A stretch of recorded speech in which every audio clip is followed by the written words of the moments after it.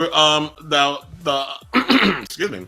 So the whole DC universe, we were trying to figure out what's going on because there was rumors going around that Wonder Woman was canceled and all this other stuff with Wonder Woman 3 and all this other stuff was going on. So Patty Jenkins has spoken out and she set the record straight about recent reports that she walked away from Wonder Woman 3 after her script was rejected by Warner Brothers execs. She said, I'm not one to talk about private career matters, but I will not allow inaccuracies to continue. Here are the facts. She stated, clearing up all misconceptions about the situation. She continued by saying this: when there started being backlash about Wonder Woman 3 not happening, the attractive clickbait false story that it was me that killed it or walked away started to spread. This is simply not true. I never walked away. I was open to considering anything asked of me. It was my understanding that there was nothing I could do to move anything forward at this time. DC is obviously buried in changes that they are having to make, so I understand these decisions are difficult right now. She also started by saying, I do not want what has been a beautiful journey with Wonder Woman to land on a negative note. I have loved and been so honored to be the person who got to make these last two Wonder Woman films. She is an incredible character. Living in and around her values makes one a better person every day. I wish her the legacy and amazing future ahead, with or without me. There's a whole thing. It's a long thing. She talks about Linda Carter. She brings up Gal Gadot. She brings up, thanking the Wonder Woman fans, so on and so forth. So if you definitely want to go and read the full post, you can head over to my website and read it because I don't want to be here all day talking about it. But I gave you all enough of the cliff notes, but you got it. I love Patty Jenkins. I'm a fan of her work. I said before, I love the first Wonder Woman. I love that whole fish out of water story. There was a balance of the comedy and the action, and I thought Gal Gadot made a phenomenal Wonder Woman. Wonder Woman 2, did not like it at all. I was disappointed profusely and profoundly with Wonder Woman 1984. The whole villain story, the romance, all the stuff, it was just all over the place. It was a mess. I didn't also like that they put it in the past. I'm actually hoping when they do reboot Wonder Woman, and I believe that they will, that they take more of a modern and bring it into modern day, present day. That's what I kind of want. And I feel like this is the end of the road for Gal. I don't think she's going to be back as Wonder Woman. I wish her well with other roles she's going to get. But girl, take some acting classes because honestly, I feel like you are not at a point where, like, I feel like Gal needs to get in the same situation of like a Dave Bautista, where Dave Bautista was not the greatest actor at the beginning. Same thing with John Cena. He wasn't the greatest actor in the beginning. He was terrible, quite frankly. Him and Channing Tatum. Like, you need to, y'all all, but they all got to a place where it's like they really worked at their craft. And now people look at them as like these serious actors. Still, John Cena got a way to go where it's like he can only work in certain situation, movie-wise, but certain situations he's actually good at. He's really good at comedy. So he's been focusing on that. Love him in Peacemaker. Glad there's a new season coming.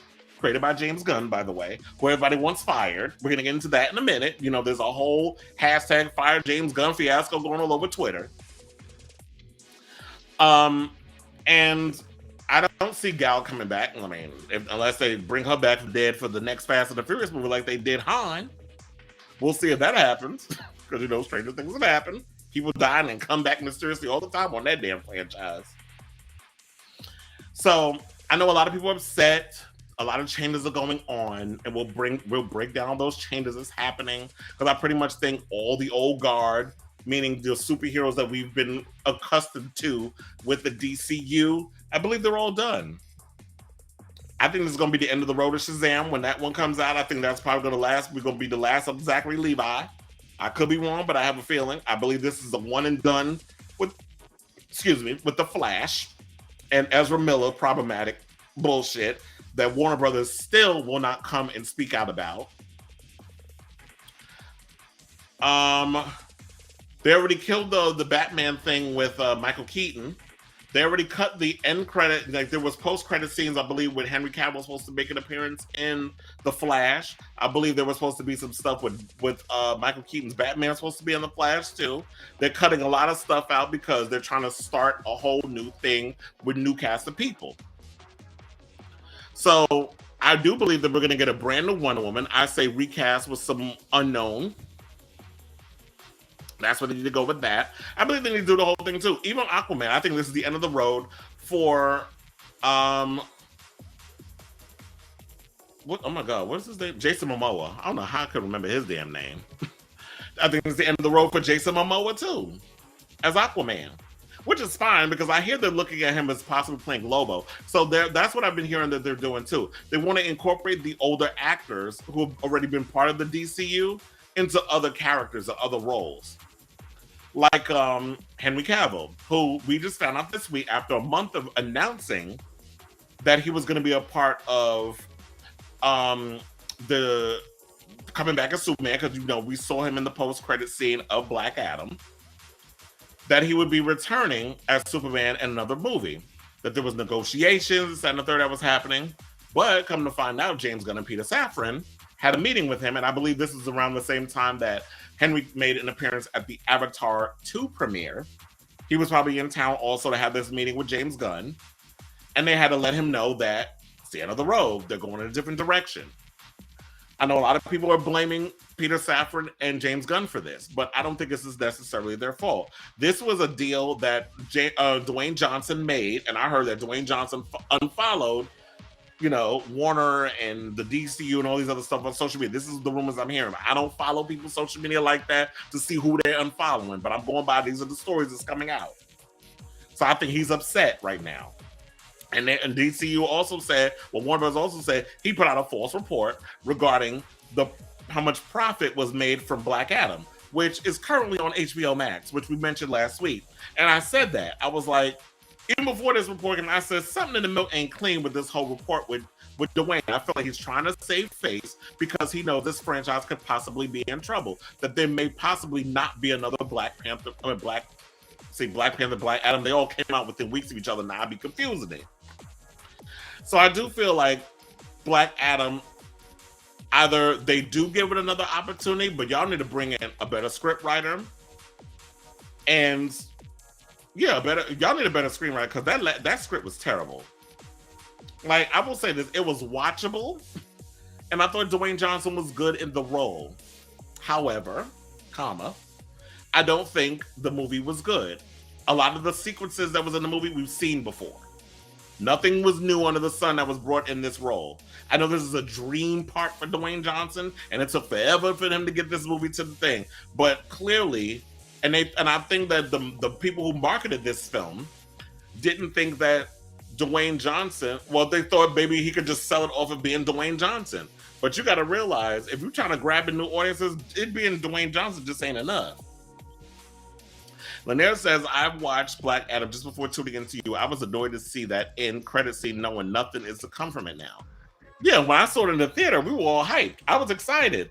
I was definitely excited that I was like, yes, Henry Cavill's finally coming back. Maybe now, because, we got James Gunn and Peter Safran coming in, that we'll finally get a good Superman movie, that they'll finally do him justice. And to me, in my opinion, I do feel like Henry Cavill is like the best Superman.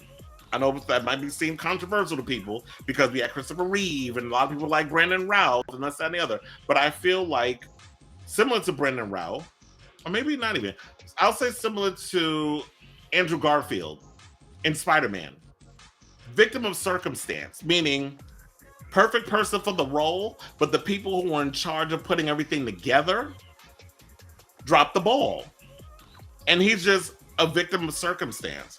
I told you, there's been so many regime changes in the past couple of years with Warner Brothers that when you get all these people who are at the head, they don't know what the hell they're doing. So it's like they don't give a damn about these other people that's in here. So when you bring in a Peter Safran and a James Gunn who know a lot about putting together movies, producing, they're pretty much sci-fi superhero nerds. So they kind of got that whole Kevin Feige thing going, and that's what they're looking to do. So let these guys come in and do what they're doing. And let them present their 10-year plan, because I believe that's what it is. They want to go younger with a young Superman,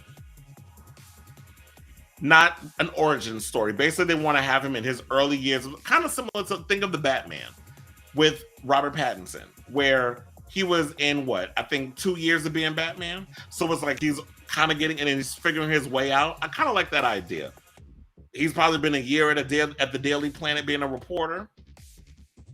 And I'm gonna say that too. I think Henry Cavill was a great Superman, but I don't think he really got down his Clark Kent.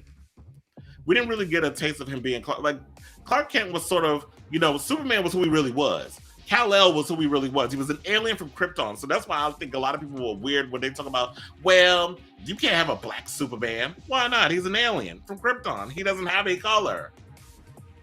He can be whatever. Read a comic. So, Henry Cavill to me was like a good Superman, but I don't feel like embodied Clark Kent because Clark Kent was the mask. Clark Kent was the persona that he put on. So he was a bit doofy and nerdy, and he would use that as the way to throw people off so they wouldn't automatically recognize that he was Superman because it was like you're hiding behind the glasses and the whole nerd look. People don't pay attention to nerds. So that was the mask. Similar to like how Batman was really Batman, but the mask was Bruce Wayne. Because he gave into the darkness. But the whole persona was the billionaire playboy type of thing. I'm getting a little too nerdy right now. But because then we'll be here all day talking about this. But here's the thing. So I feel bad for him. My heart definitely broke when I heard this story. But I definitely want to read Henry Cavill's statement, and then we can move on. So it says, I have just had a meeting with James Gunn and Peter Safran. It is sad news, everyone. I will, after all, not be returning as Superman after being told by the studio to announce my return back in October. Prior to their hire, this news isn't the easiest, but that's life. The changing of the guard is something that happens. I respect that. James and Peter have a universe to build. I wish them and all involved with the new universe the best of luck and the happiest of fortunes. For those who have been by my side through the years, we can mourn for a bit, but then we must remember Superman is still around. Everything he stands for still exists, and the examples he sets for us are still there. My turn to wear the cape has passed, but what Superman stands for never will. It's been a fun ride with you all, onwards and upwards. And we all know that Henry Cavill is through and through one of us. He is a nerd. He loves, comic books. He loves playing the role. He's about to star and I know a lot of people are saying, well, he quit The Witcher for this. It's not true. He did not leave The Witcher for this. There's a whole bunch of other politics and reasons why he left The Witcher. Quiet as it's kept, The Witcher he was good in the role.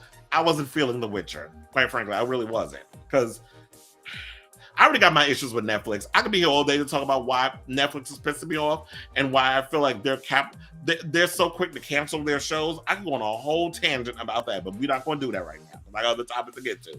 But I am happy that he is about to start in the Warhammer 40K for Amazon. So that's his next project. He's got other things going on. To me, I would love to see Henry Cavill as James Bond.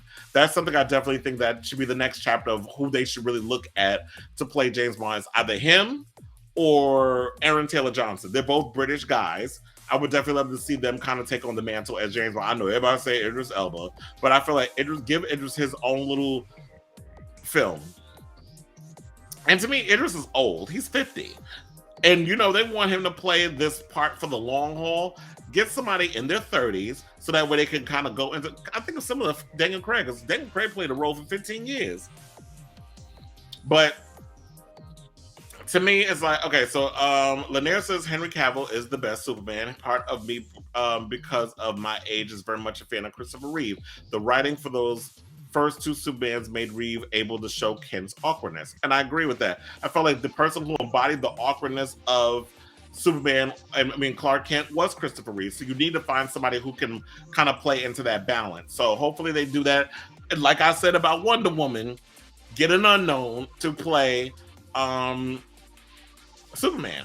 Don't try to, there's so many young actors out here who would love to play that role, but try to find somebody who's not relatively known that can take on that part. Because I know it's gonna be hard. Y'all gonna be so quick to be like, well, he's no Henry Cavill. I'm not watching it. Boycott, James Gunn. Boycott Warner Brothers. Boycott DCU.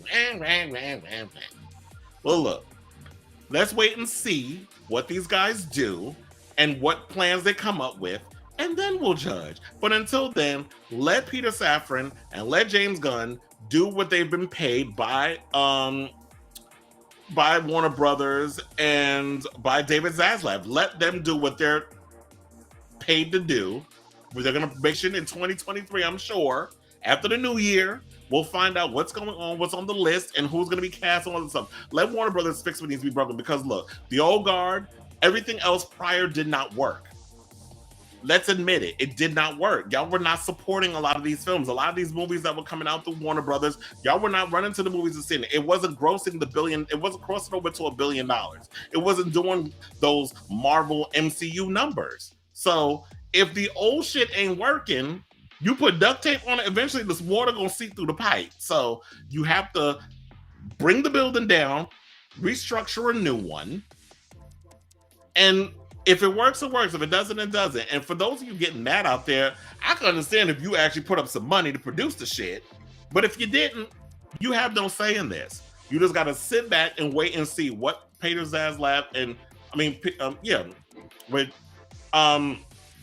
Peter Safran. I said Peter Zaslav. Peter Safran and James Gunn comes up with. That's all we could do. Sit and wait.